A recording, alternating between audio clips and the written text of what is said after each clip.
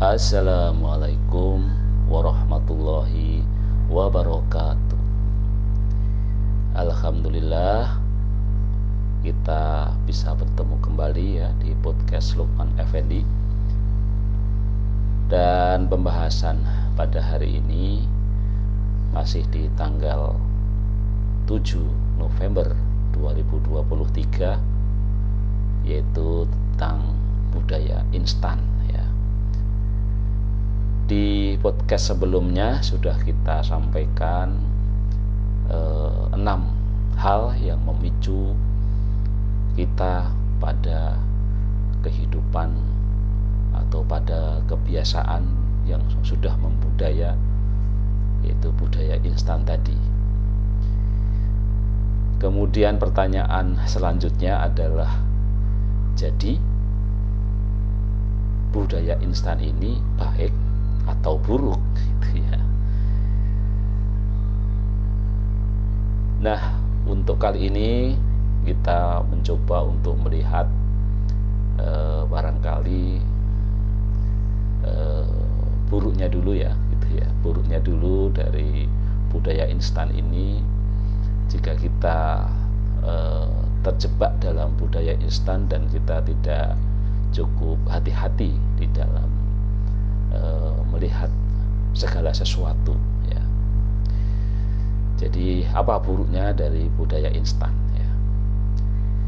Yang pertama ya, budaya instan ini dapat berdampak buruk apabila melanggar prinsip-prinsip moral ya, seperti kejujuran. Sebagai contoh, karena ingin instan malas belajar gitu ya, sehingga bahkan sampai masuk di perguruan tinggi menggunakan joki misalnya agar lulus masuk ujian perguruan tinggi. Nah, budaya instan ini juga dapat menyebabkan frustasi, menyebabkan kemarahan, bahkan depresi ya. Singkatnya, kesehatan jiwa memburuk ya. Hal ini karena dalam budaya instan terdapat asumsi bahwa kita dapat dengan instan mencapai apapun yang kita kehendaki.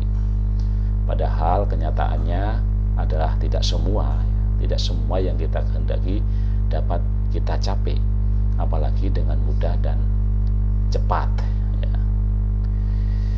Kemudian dampak buruk yang kedua atau dampak negatif lainnya dari budaya instan adalah berkembangnya irasionalitas dan mistisisme. Jadi ini kan akhirnya budaya instan itu juga malah kembali ke tradisional lagi gitu ya.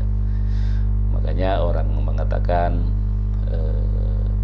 seperti pendapatnya A.M. Saifullah ya, terhadap ya beberapa pimpinan sekarang ini yang hanya masuk 2 hari langsung menjadi ketua partai, itu sesungguhnya adalah kembali ke cara-cara tradisional, bukan cara-cara yang modern ya. Jadi memang budaya instan ini dampak negatifnya bisa mengembangkan irasionalitas dan juga mistisisme. Oleh karena ingin serba cepat, orang ingin segala sesuatu itu seperti sulap magis gitu ya, seperti kantong Doraemon ya. Maka dapat kita saksikan orang berduyun-duyun datang ke dukun gitu ya, datang ke makam-makam ya, datang ke orang pintar untuk memperoleh jawaban atas segala persoalan hidup. Jadi budaya instan ini juga dapat menurunkan derajat manusia ke tingkat hewani ya, karena sebenarnya yang membedakan manusia dengan hewan adalah kemampuan manusia untuk menunda pemuasan kebutuhannya ya.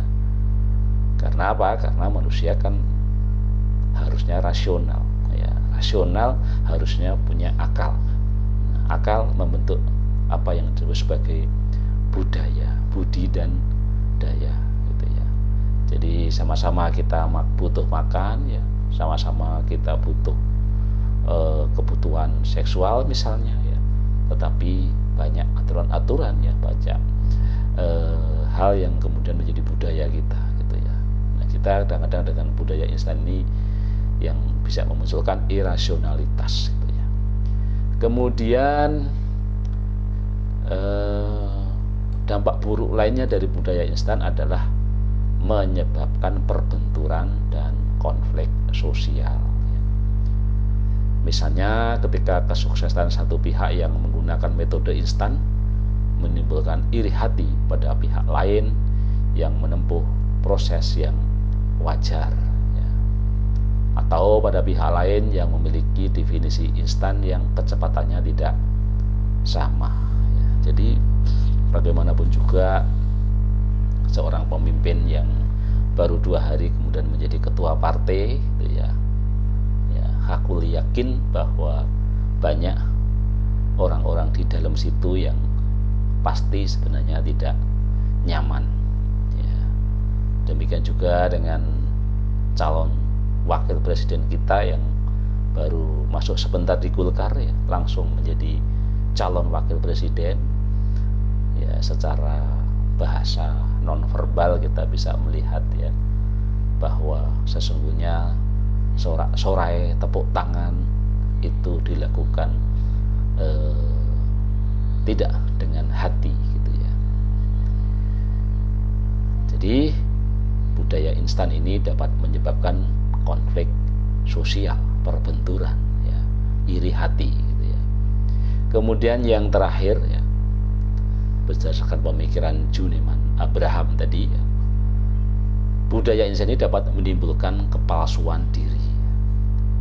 Sebagai contoh misalnya implan payudara, ya, dan juga penggunaan steroid yang terlarang bagi olahragawan untuk meningkatkan performanya. Nah, hal tersebut bagi sebagian pihak menimbulkan persoalan mengenai keasilan dan otentisitas, ya, otentik, ya, orisinalitas, gitu ya, diri, ya, karena pengaruh budaya instan ini kadang-kadang kita ingin tampil prima, tetapi tadi, ya, memang kemudian menggunakan hal-hal yang instan, ya, misalnya dengan penggunaan steroid pada olahragawan, ya, dan lain-lain, ya.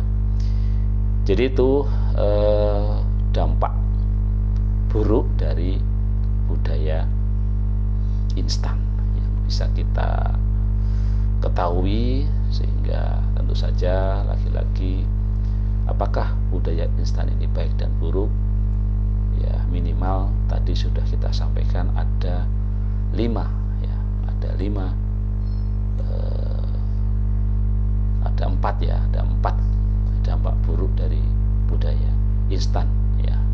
Melanggar prinsip-prinsip moral, ya, berkembangnya irasionalitas dan mistisisme, menyebabkan perbenturan dan konflik sosial, dan yang terakhir dapat menimbulkan kepalsuan diri. Tetap sehat, tetap semangat. Nanti akan kita lanjutkan dengan apa sih baiknya budaya instan. Assalamualaikum warahmatullahi wabarakatuh.